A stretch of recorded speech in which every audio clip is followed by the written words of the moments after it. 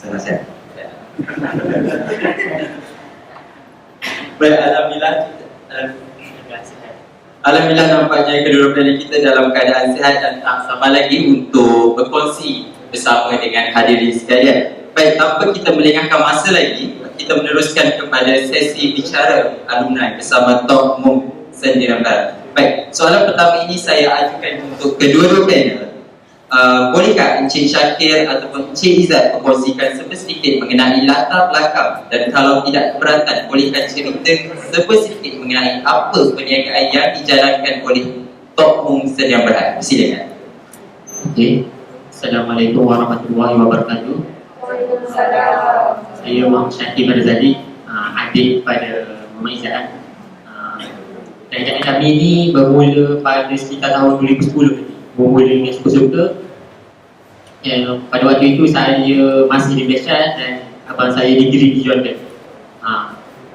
Sekitar tahun 2012 saya ke Jordan, dan pada tahun 2012 lah kami start serius berniaga bandar ni. Berkaitan hanya dengan wang saku lah. Pada waktu itu sekitar 300 ringgit sebulan, dan alhamdulillah kini hampir 300,000 sebulan jualan kami. Nak pandai lagi kan? Okey.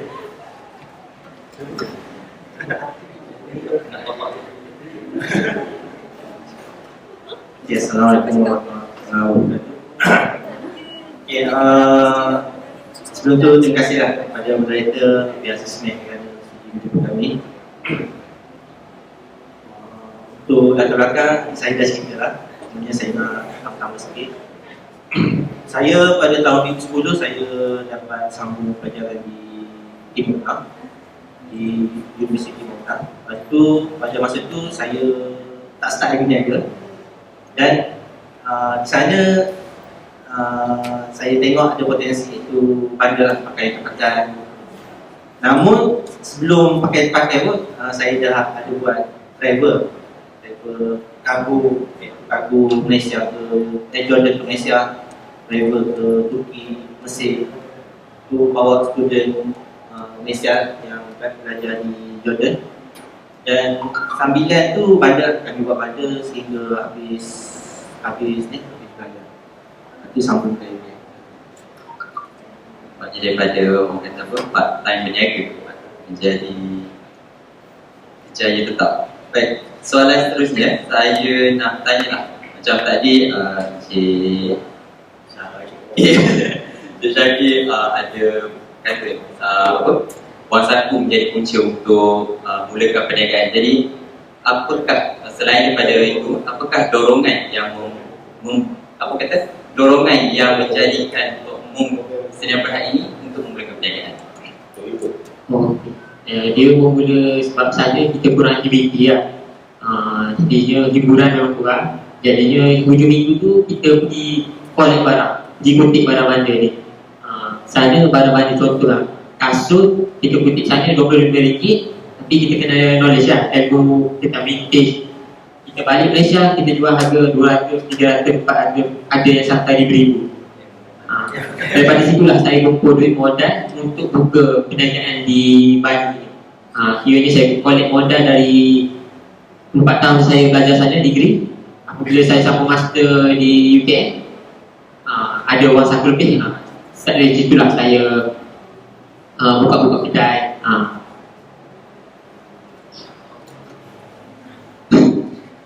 Jadi betul lah orang kata kalau Kelantan kata demo tak kena bagi kan.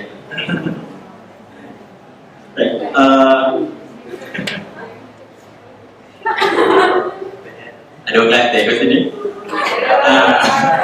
Kalau tak pengen boleh tanya dia lagi dah. Baik, sepanjang menjalankan perniagaan Tok Mung Sdn Bhd ni, mungkin Encik Izzat ataupun Encik Syakir boleh berkongsikan cabaran ataupun kata apa, cabaran atau dugaan sepanjang menjalankan perniagaan yang mungkin boleh dijadikan semangat untuk para hadirin kita. Okey, kalau sebut cabaran ni memang terlampau banyak. Kalau satu kejayaan tu 1,000 lah cabaran. Sebab kalau start niaga pun dah ada cabaran. Nak mula berniaga pun dah ada cabaran. Jadi waktu di Jordan pun nak dapatkan barang untuk niaga pun memang susah lah. Tiap minggu kena turun. Jadi kelas tak pernah skip, tak pernah konten. Jadi kita collect waktu kita cuti kan, hujung minggu. Jadi waktu tu lah cabaran lah. Sebabnya waktu hujung minggu ni biasanya untuk kita rehat lah. Kita rehat. Tapi kita habiskan masa di untuk menyelam bandar lah. Lepas tu apabila balik Malaysia, kita sambung di UKM. Antara cabaran saya di UKM, saya berniaga di dalam bilik. Dalam bilik kan, saya berkongsi dengan adik saya dalam bilik. Memang tidur atas kasut semua kan. Time-time cuti ada event, baru saya bawa barang untuk jualan lah. Jadi waktu tu memang petang-petang pun memang tak ada aktiviti main lah. Memang jual. Sehinggalah saya dapat sewa, dapat pendapatan bulanan dan saya dapat sewa bilik di luar. Jadi nampak okey sikit kan. Lepas tu saya update sewa rumah, dapat sewa rumah. Dan pada tahun 2019 saya alhamdulillah dapat buka kedai di Seksyen 7. Waktu tu berniaga memang tawakal. Sebabnya tak pernah kita rasa ada tanggungjawab buka kedai. Sebab kalau kita berniaga di bilik ni, kita rasa macam on off kan. Kita rasa semangat, dia jual kan. Saya rasa tak semangat, kita tidur. Okay, jadi tahun 2019 saya buka kedai di Seksyen 7. Pada tahun 2020 saya buka satu lagi cawangan yang kedua di Seksyen 15 Bangi. Kalau pasal nak keluar rombak, nak keluar tu Bangi tu ada lelaki. Jadi selepas tu tahun 2020, 2 minggu sebelum Covid, saya dah buka kedai, dah habis dalam nak dekat 500,000 buka kedai dengan bayar sewa semua. 2 minggu tutup. Sebab bukan tutup kedai, sebab lockdown. Jadi kena permis semua kena tutup kan. Jadi time tu saya switch untuk buat online. Sebelum tu dah ada online, cumanya saya pada tahun 2020 tu saya tekankan online lah, buat live apa semua seluruh ini. Jadi alhamdulillah boleh sebat sehingga sekarang. Dan pada hujung tahun 2020 saya dah dapat buka cawangan di Seksyen 15 juga. Cawangan yang 3 khusus untuk borong. Dan alhamdulillah insyaAllah pada tahun ni saya cuba untuk buka cawangan yang 4. Lokasi itu dalam Selangor ni. Baik, terima kasih atas perkongsian tadi. Bisa tahu barang-barang tadi memang semua daripada import luar? Semua import dari Korea, USA. Lepas tu bisa tahu sikit macam mana cara berinteraksi ataupun kata, yelah maksudnya kan kita student kan, macam mana orang kata kita start cuba untuk interaksi ataupun orang kata berkomunikasi dengan dia untuk dapatkan pembekal apa tu? Okey. Mula-mula balik tu kita ada, mula-mula saya balik Malaysia, saya berniaga dalam college UKM, saya kongsi bilik. Masa tu masih ada stok daripada Jordan. Lepas habis stok tu, kita pun buntu lah sekejap. Kita cari supplier. Kami jumpa supplier dari Kemboja, yang mana gudang direct daripada Korea datang landing di Kemboja. Dari Kemboja tu lah kami set up gudang dan packing pada Malaysia. Kami dapat pun daripada kenalan-kenalan. Cuma pada waktu itu yang apa ni menjadi sebab kami laju, sebabnya kami ada duit modal. Sebab kami collect pada Jordan, duit modal berniaga tu memang kami tak boros lah. Memang kami simpan, kami guna untuk ambil barang. Bermula kalau tak silap dalam 10,000 bermula. 10,000 sekali stok. Sekarang sekali stok 500,000, 600,000 sekali stok sekarang. Kami kedua sebenarnya bukan dari keluarga bisnes, dan saya daripada Fakulti Pengajian Islam. Dua-dua FBI. Ianya bukan latar belakang usahawan lah sebenarnya, bukan latar belakang keluarga usahawan, peniaga. Kami bermula memang pelik lah orang tengok. Sebabnya saya habis Jordan, saya sambung UKM ni, semua memang masuk kerja. Ada jadi cikgu, ada jadi lawyer kan. Jadi kami sambung master dan satu berniaga. Dan alhamdulillah abang saya ni dia baru habis master dalam proses PhD di UKM, dan saya bulan 9 saya baru ambil Viva bulan 9 insyaAllah. InsyaAllah bakal memegang tahta doktor ni jadinya. Baik, tadi ada pun sebut mengenai lockdown, perintah kawalan pergerakan masa kata apa, perintah kurung masa zaman COVID-19. Boleh saya tahu sedikit mengenai cabaran orang kata daripada menjalankan perniagaan secara offline kepada online? Okey, antara cabaran waktu COVID tu, bagi saya alhamdulillah, sebelum COVID pun saya dah buat online. Jadi bila COVID datang, bila COVID melanda Malaysia tu, lockdown, memang online sekata bata lah, sebab offline dah memang tutup. Jadi waktu tu saya biasanya saya buat posting IG macam tu lah, bila dah ada lockdown ni. Jadinya tiba otak kita bercambah kan. Jadi saya tengok scroll apa dia yang perlu buat kan. Jadi kita nampak antaranya live. Memang live ni memang berkesan. Live, lepas tu posting IG, review semua kan. Jadi itu adalah paling penting kan. Selain itu kita cari influencer untuk tarik kita punya brand.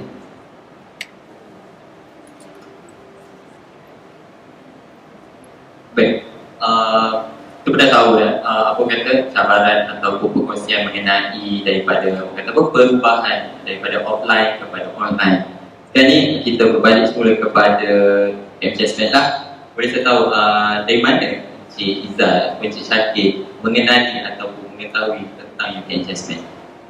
Okey, saya mengenali UKM-CHESMED ni sekitar tahun 2018-2019. Sebab masa tu UKM buat program ECOM, program untuk borong daripada China, Tahabau 1688. Kalau tak silap saya ada join. Masa tu memang kelas free, memang saya join. Kelas tu kalau kat luar memang mahal. Kiranya UKM ni bagi yang free, kita masuk lah, kita korek-korek ambil ilmu. Alhamdulillah, saya sempat order barang Cina. Saya pun ada buat bisnes lain lah. Selain mana ni kita ada buat bisnes, backup bisnes, barang-barang daripada China. Kiranya barang, kalau silap saya di bilik pusat ikan ni.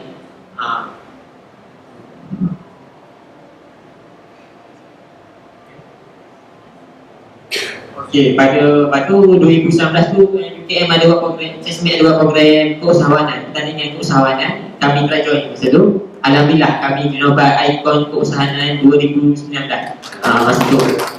Masa tu sale kami hanya 50,000 sebulan tu pun terombang ambil.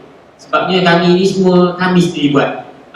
Bahagian restock barang, marketing, semua kami sendiri. Memang atas kepala sendiri. Masa tu kami hanya ada seorang staff, kiranya 3 orang sekali dengan abang saya. Yang lain semua packing kasut, cuci kasut, apa semua kami. Alhamdulillah ini 2020 kami ada lebih kurang 10 orang staff lah untuk 3 kedai. Dia orang jaga mengenali CHESMED.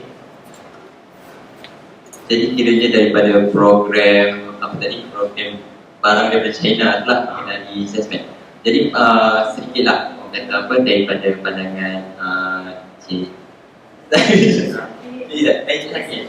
Okey, Cik Syakir, adakah program tersebut sebenarnya membantu pelajar kita untuk menjadi usahawan atau tidak? Bagi saya memang banyak membantu.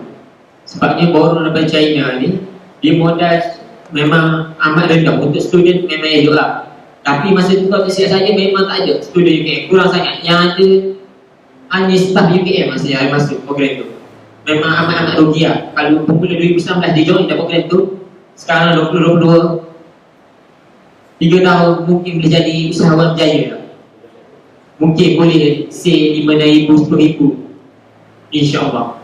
Kalau dia pemula 2019, peluang tu memang masa saya datang program tu memang rasa memang sikit lah student UKM. Hanya ada staff UKM kalau tak silap.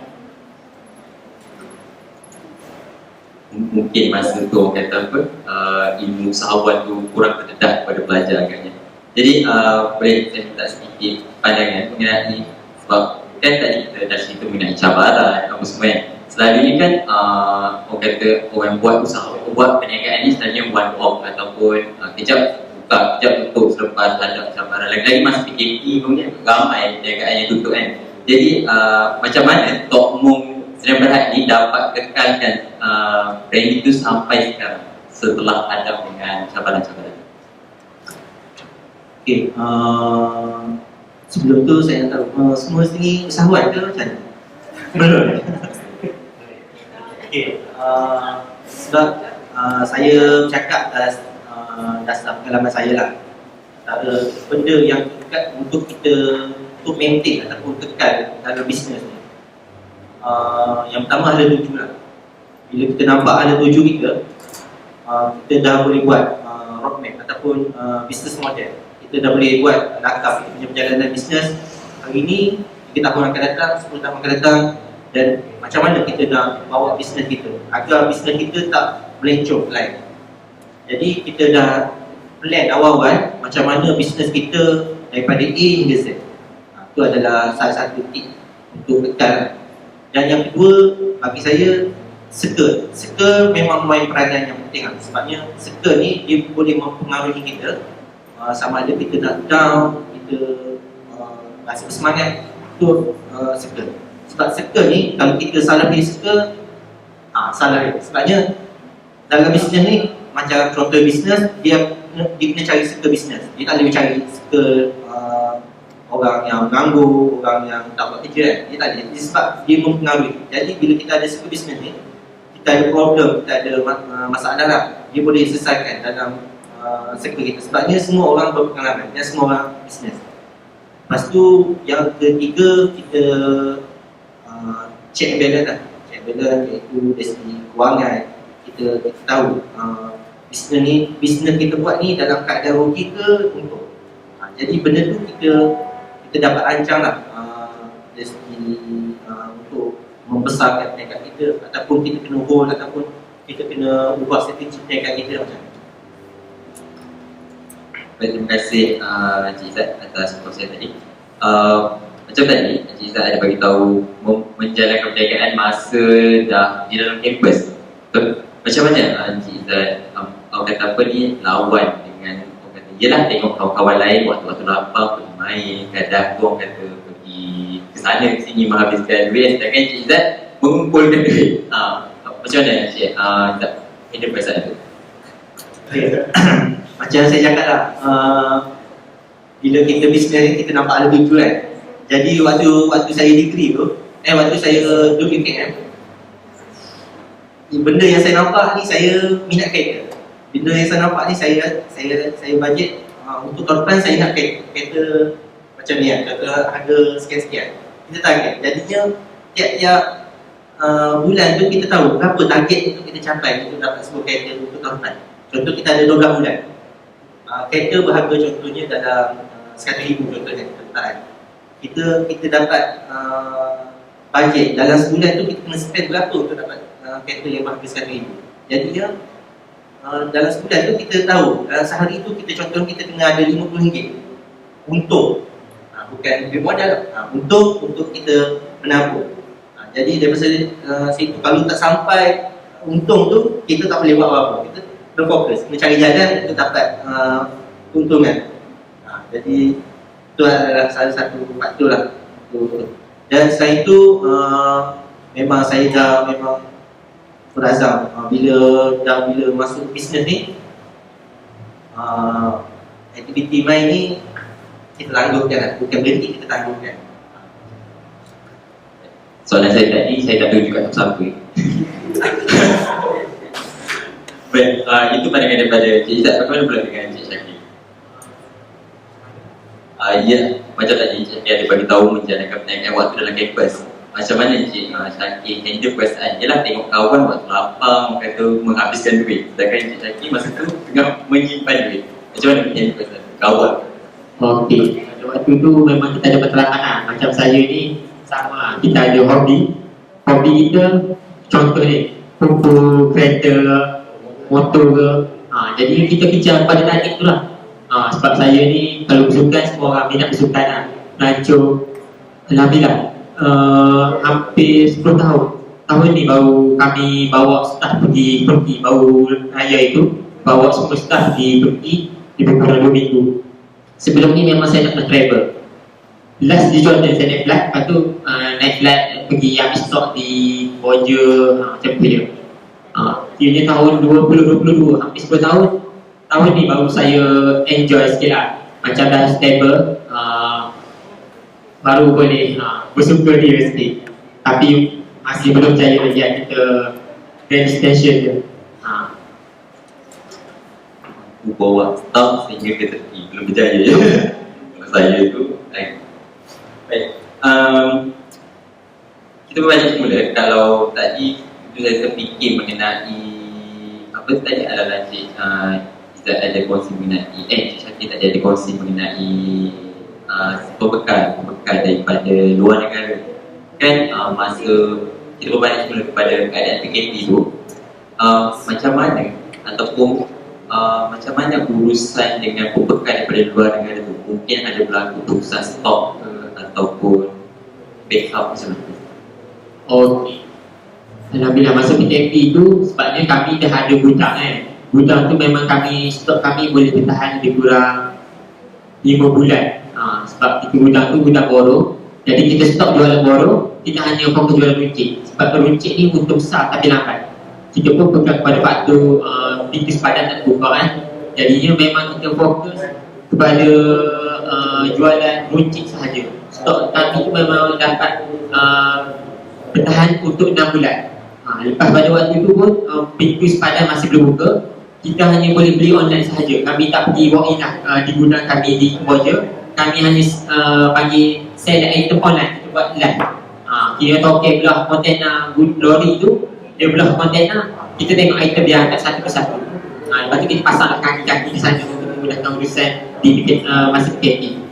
Alhamdulillah, ini dah 2 tahun saya tak turun padang, tak turun ke gudang kami, hanya order online sahaja. Itulah hikmah PKP. Kalau macam yang program Chessmate buat program borong China lagi mudah. Dia tak perlu turun ke kilang-kilang di China, hanya order online sahaja. Dia ni PKP pun mungkin dia delay dalam seminggu 2 je. Lepas tu berjalan lancar. Kerja PKP bukan menjadi penghalang lah untuk meneruskan perniagaan ini. Ya. Okay. Pada pandangan Encik Izzat, pada pandangan Encik Izzat mengenai UKM Chessmate pula dalam membantu pelajar seperti tadi forum di China, mungkin apa pesanan ataupun kata sedikit ulasan Encik Izzat mengenai program usahawan Chessmate yang dapat dikongsikan dengan para hadirin. Okay. Bagi pendapat saya lah, memang setiap program yang Chessmate adakan memang dia ada matlamat ataupun tujuan. Jadi bagi saya program yang Chessmate buat ni, kita kena attend lah. Sebab benda ni kalau kat luar memang susah nak dapat. Kadang-kadang benda tu kena bayar. Satu lagi, bila kita bayar, manfaat apa tak ada. Jadi Chessmate ni dia dah atur siap-siap lah. Dari segi untuk mula-mula berniaga, bila dah berniaga, lepas tu networking untuk kita dapat suka bisnes ni memang mudah. Jadi benda-benda macam tu bagi saya memang untuk start kita berniaga, start daripada universiti. Sebab dengan pihak Chessmate kita ada, dia boleh tolong dan kita boleh luahkan apa permasalahan kita, problem kita. Dari segi kita nak dapat bekal pun tak ada masalah. InsyaAllah pihak Chessmate boleh tolong.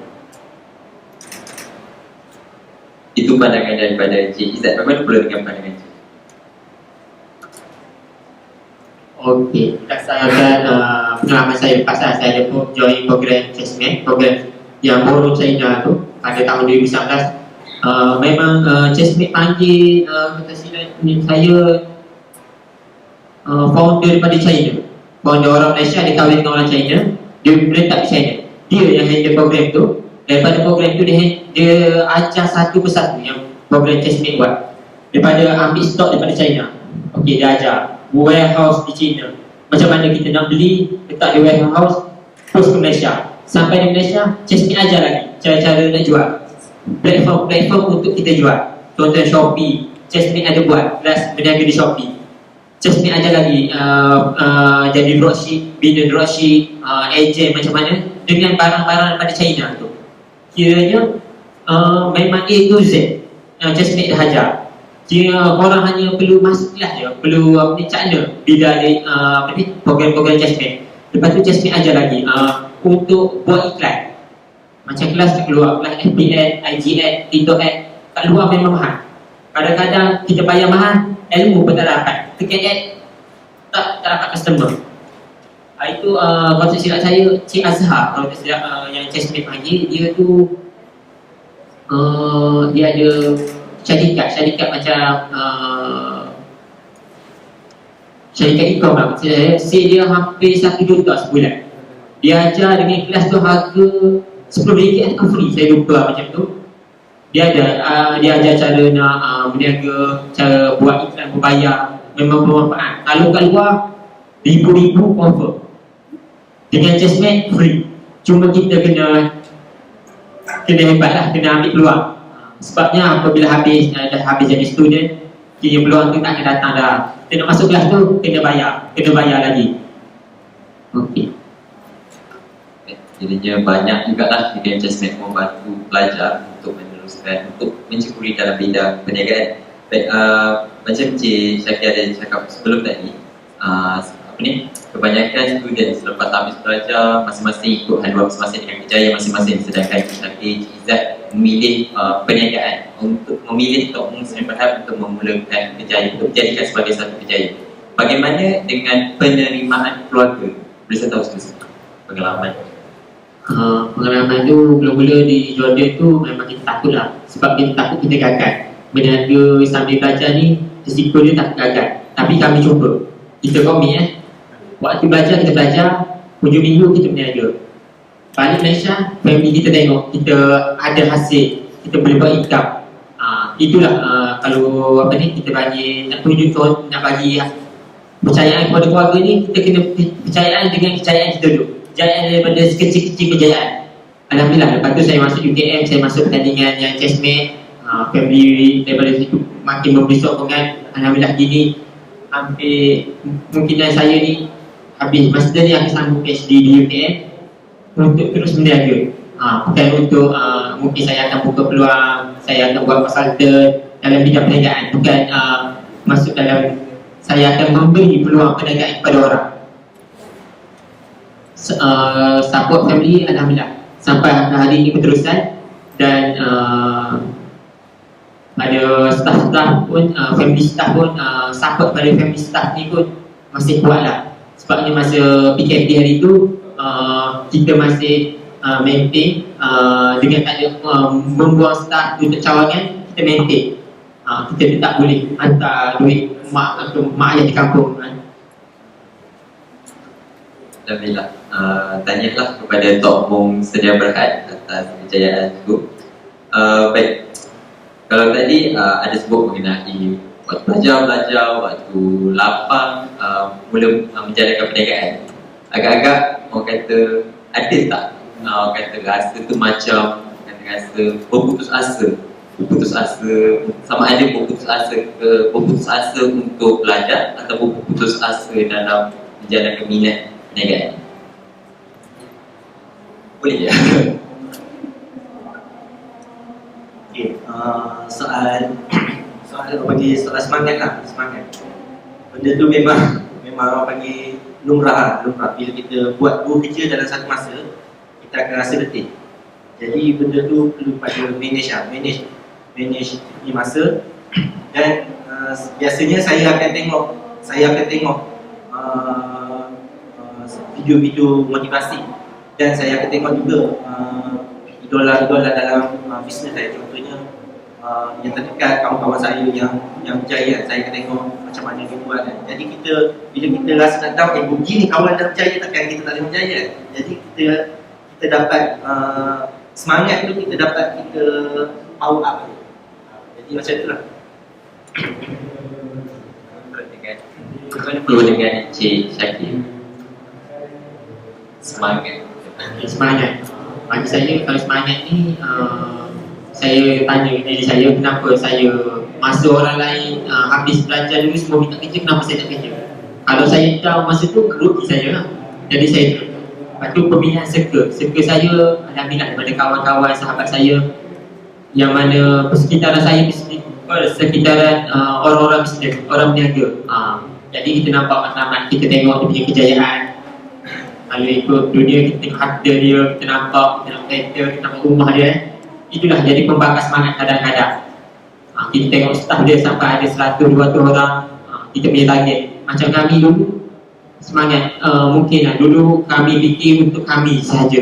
Sebab kita ada 2 orang. Sekarang kita kena jaga 10 orang, 10 keluarga ibaratnya. Itulah jadi semangat pada saya. Andai kata kami jatuh, kami selalu bagaimana staf-staf kami, bagaimana keluarga mereka di rumah. Itulah semangat. Baik, terima kasih di atas kongsian itu tadi. Baik, sebelum kita beralih ke sesi soal jawab sebentar lagi, ini soalan terakhir lah. Akhirnya soalan ini saya tujukan kepada Encik Syakir dan Encik Izzat. Boleh saya tahu apakah penambahbaikan yang Encik Syakir dan Encik Izzat rasakan perlu dalam memastikan program usahawan UKM Assessment ini terus berjalan? Okey, penambahan setakat ni saya rasa okey dah.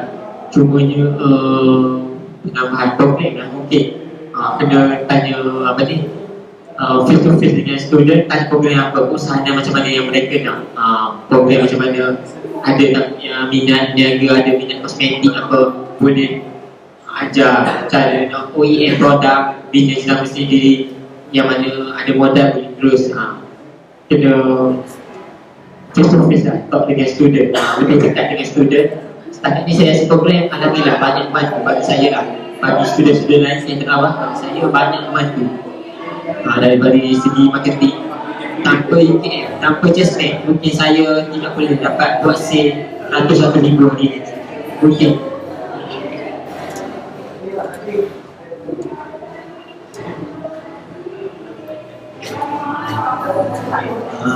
Dari segi penambahbaikan saya tak nak setuju lah, sebabnya saya rasa dah perfect lah. Cumanya dari segi diri kita sendiri lah, sebab benda tu dia datang daripada jiwa kita sendiri. Kalau kita rasa nak, kita buat. Sebab kalau kita tengok program assessment ni memang dah lengkap lah, siap boleh jadi jutawan lah saya rasa. Cumanya atas diri kita. Bila kita tak buat, kita tak dapat lah. Contohnya kita nak pergi ke suatu tempat, kita kena berjalan lah, kena berjalan gelap baru kita sampai. Jadinya liku-liku tu sentiasa ada, dan pihak assessment sentiasa terbuka pintu untuk membantu kita. Jadinya yang bagi saya yang paling penting semangat. Sebabnya setiap program yang assessment buat tu sangat cantik. Saya setuju lah tu, ianya walaupun kata banyak program sekalipun, kalau tak ada semangat untuk kita join, untuk kita sertai, so benda tu tak berjalan juga. Baik, alhamdulillah nampaknya begitu banyak ilmu yang kita peroleh hasil perkongsian daripada Encik Syakir dan Encik Izzat. Diharapkan perkongsian yang diberikan tadi jelas dan dapat memberi suntikan semangat dalam diri para hadirin sekalian. Baik, seterusnya kita teruskan pula dengan sesi soal jawab. Untuk para hadirin sekiranya mempunyai soalan yang ingin diajukan, para hadirin boleh terus menanyakan soalan kepada panel. Silakan.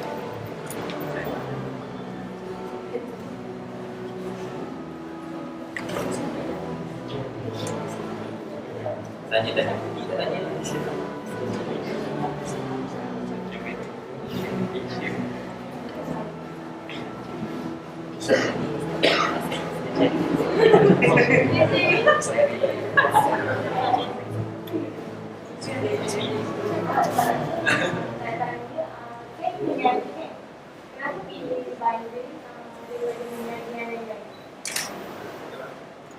Okey, kenapa saya pilih perniagaan bandar?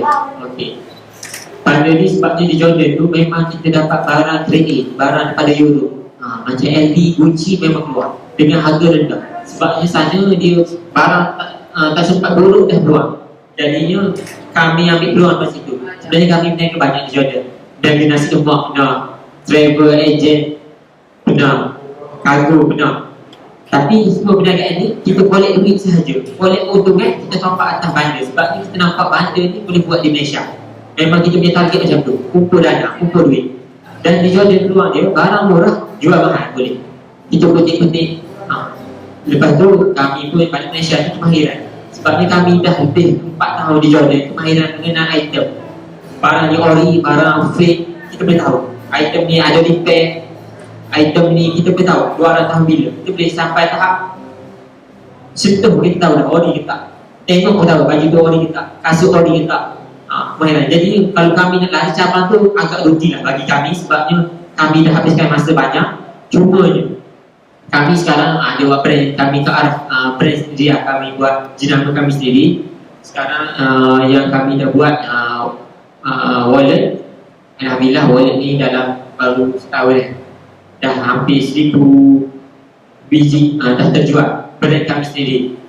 Dan kami ke arah buat kasut jenama kami sendiri. InsyaAllah kami punya plan untuk jadi macam bata Adidas untuk masuk pasaran Malaysia dan pasaran luar.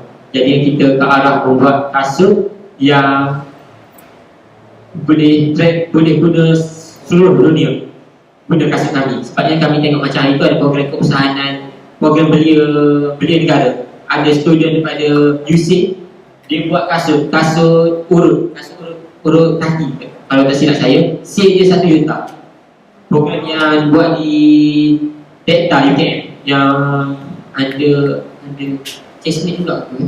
Saya kurang pasti. Cuma dia buat kasut tu sale dia sebulan 1 juta. Student UC, alumni UC, perempuan.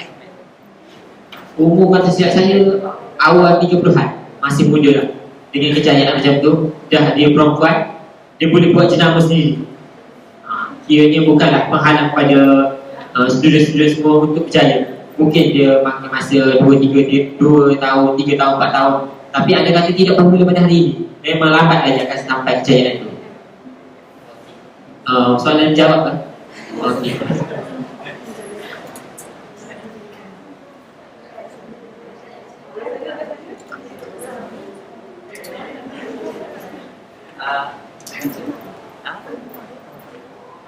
Macam mana kita nak kekalkan passion untuk niaga sambil kita study? Sambil kita study. Sambil study. Okay, macam saya beritahu tadi, antara nak kekalkan punya passion masa kita study sambil berniaga, circle kita, siapa kita berkawan. Kalau kita berkawan dengan orang kaki main tantang, memang kita kalah main. Contoh macam saya dulu, circle saya memang kaki bisnes. Dalam satu rumah tu ada yang berniaga burger, ada yang berniaga kargo, ada yang buat driver. Jadi dalam lingkungan dalam satu rumah tu, kalau setiap hari tu berbual tu pasal bisnes kan. Jadi itu adalah salah satu pemain peranan lah. Lepas tu yang kedua, macam saya cakap tadi, siapa kita tengok macam contoh motivasi. Macam sekarang ni memang banyak kita boleh follow kan, Azizan, si Fubat kan, Najib Asadar. Jadi benda tu kita boleh tanam, kita boleh dapat semangat lah. Lepas tu dalam bila kita student ni, kita kalau kita berniaga dapat untung sikit, kita rasa suka lah. Sebab benda memang benda bayar. Jadi bila kita buat dapat hasil, kita rasa suka. Jadi benda tu kita keep momentum lah. Cumanya untuk urus perniagaan ataupun untuk dapatkan semangat tu, kita kena cari suka. Dan pihak seismik pun kita boleh jumpa, minta pandangan. Kadang-kadang benda kita tak skor, tak bajet. Dia rezeki ni datang dengan usaha.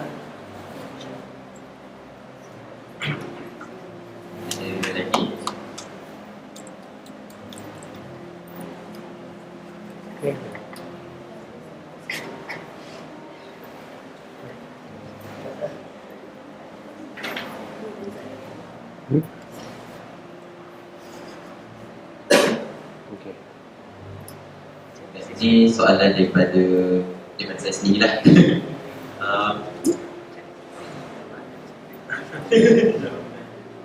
Soalan daripada saya sendiri.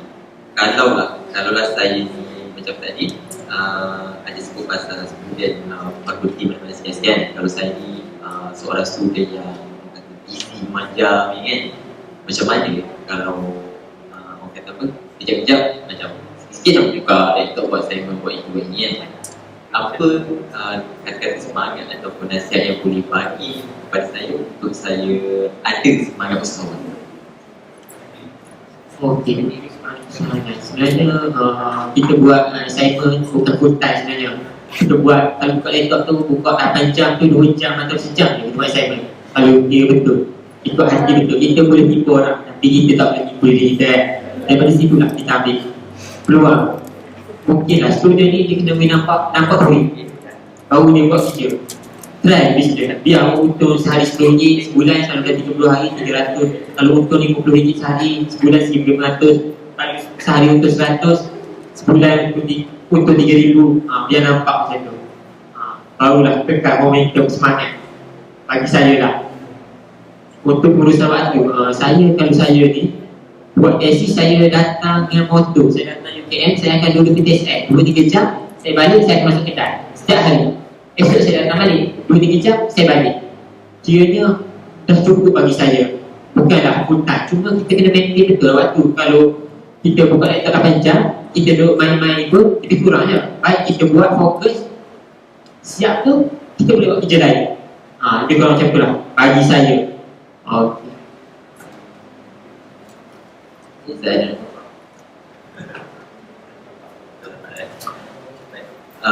ada lagi ke soalan?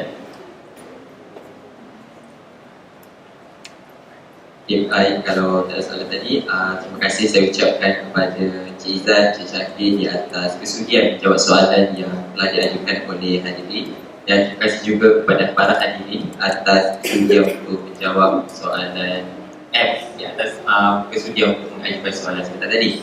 Baik, sebelum mengakhiri sesi forum ini, saya membuka peluang kepada Encik Syakir dan Encik Izzat sekiranya mempunyai sebarang kata-kata nasihat kepada hadirin kita untuk meneruskan perniagaan ataupun yang baru cuba dalam bidang perniagaan. Silakan. Okey, nasihat ni, nasihat saya kepada adik-adik yang mana nak berniaga, yang mana sekarang kalau graduate pun nak dapat kerja memang payah. Andai kata tidak bermula sekarang, memang amat rugi lah. Kalau kita berniaga pun kita dapat kerja tak rugi. Kita boleh buat 2 kerja dalam satu masa. Macam saya bagi contoh lah, member saya cikgu, dia punya sales sebulan 200,000 dan masih bekerja dan masih mengajar. Kiranya bukan penghalang lah. Andai kata kita nak bekerja lepas habis belajar ke, kita boleh upah orang untuk handle dunia bisnes. Yang penting kita ada pengalaman, ada skill bisnes itu. Skill bisnes ni bermula daripada hari ini. Kita tanam, kita belajar. Andai kata luar pada UKM baru kita nak belajar, mungkin agak dah terlambat lah sikit bagi saya. Sebabnya peluang yang UKM sedia, Chestnut sedia ni free. Yuran free, kalau ada yuran tu yuran rendah. Kalau kat luar, dia pergi RM2,000, RM3,000 untuk satu sesi. Yang mana kalau RM2,000, RM3,000 ni, kalau kita graduate, kita nak masuk kelas yang RM2,000, memang tak masuk. Macam saya boleh tahu, habis belajar memang saya tak masuk kelas yang mahal. Sebabnya kita, duit memang faktor, kita bukan dari keluarga yang ada duit. Kita bermula daripada bawah. Kita sembang ni, sebagai saya ni memang orang yang bermula daripada bawah, bukan sembang-sembang, rupanya ada backup dana di belakang. Bukan. Saya ni memang bermula daripada bawah, daripada duit belanja.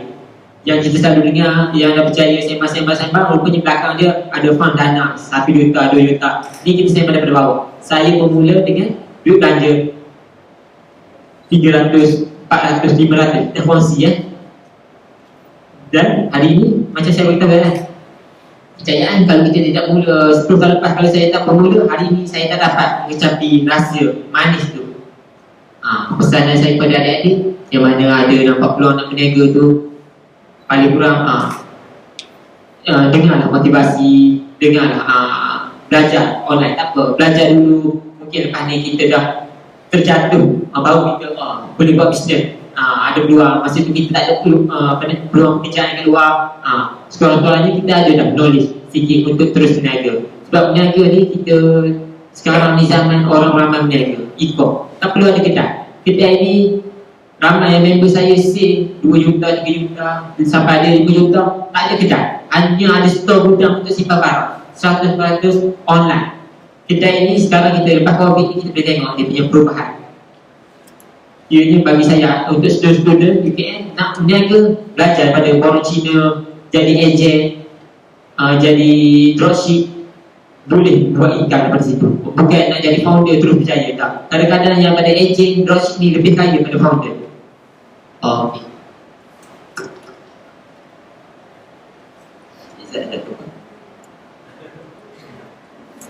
Semuanya ada rasa takut lah, rasa takut buat berpanjang. Sebenarnya kita boleh bincang masalah, boleh berkongsi dana. Jadinya benda tu saya tanya letak dalam diri kita, apa dia lagi halangan kita. Sebabnya kalau nak ke seminar ni, semua seminar lah kita dah pernah dengar. Jom atas diri kita lah, kalau kita rasa takut, rasa risiko, insyaAllah boleh berpada. Sebab dalam lingkungan pelajar ni, kita kadang-kadang partner kita tak buat apa-apa lah. Jadi kita ajar. Walaupun dia tak ada knowledge pasal bisnes, tak kita ajar. Jadi situ kita boleh create satu hobi yang baru lah dalam kalangan mahasiswa. Terima kasih kepada Encik Syakir dan Encik Izzat atas nasihat yang diberikan sebentar tadi. Diharapkan nasihat tersebut dapat diambil untuk menjadi pembakar semangat kepada para hadirin sekalian. Baiklah, saya menjemput Profesor Madya dan Dr. Sabaruddin, Timbalan Pengarah UKM Chessman untuk menyampaikan cenderahati kepada Tok Senior Berhad. Dipersilakan.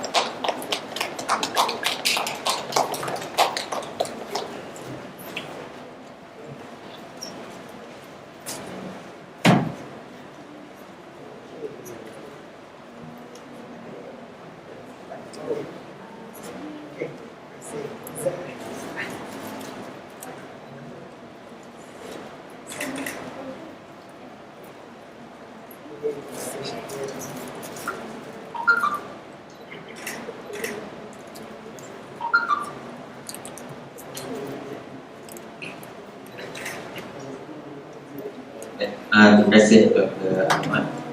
Baik, jutaan penghargaan dan terima kasih saya ucapkan kepada yang terlibat dalam bersama menjayakan sesi bicara alumni pada pagi ini. Saya selaku moderator sekaligus wakil jawatan kuasa pelaksana memohon kemaafan di atas kekurangan ataupun kesalahan tutur kata saya sepanjang bicara alumni langsung tadi.